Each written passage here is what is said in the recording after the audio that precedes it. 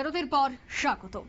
নেশা সেবন এবং নেশা বিক্রি করা, নেশা জাতীয় সামগ্রী বিক্রি করার অভিযোগে দুই যুবককে রক্তাক্ত করলো এলাকাবাসী, এমনটাই অভিযোগ। কিন্তু অন্য আরেকদিকে অভিযোগ যে দুজন নাবালককে মারা হয়েছে তারা নাকি আগে নেশা করত বা নেশার সামগ্রী বিক্রি করত। এখন তারা এই নেশার সাথে কোনো ধরনের যোগাযোগ নেই, কিন্তু তারপরেও তাদেরকে রক্তাক্ত হতে হলো।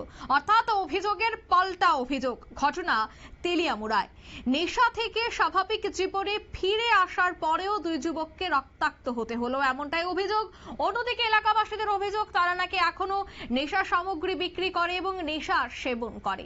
তবে এই পুরো ঘটনায় কি বলছেন সংশ্লিষ্টরা শোনাচ্ছি। আমি চেন্নাই আসছিলাম, চেন্নাই থেকে আইসি 10-12 দিন হয়েছে। আমার পরে তারা বিদেশে জড়িত। আমরা কোনো ড্রাগস পাইছো না, খাইতে যাচ্ছে না, কোনো কিছু পাইছে না। আমি জাস্ট ঘরে আইসিরা শুয়ে রয়েছি, ভর্তিকা তুলে নিয়ে ছিল পিঠা আরম্ভ। তোমরা চেন্নাই থেকে কবে আইছিলে বাড়িতে? চেন্নাই থেকে আইসি যে 13 দিনের মতন হয়েছে। মানে ঈদের উপলক্ষে আইছিল? মাসে মানে কবে? মার্চে তো গত শনিবারে। কি কারণে মারধর করা হয়েছে? আমরা ড্রাগস ব্যবসা করি, তাহলে আমার ভাই আছে, ভাই তার নাম কইতাম, নাইলে আরো বেশি মারবো।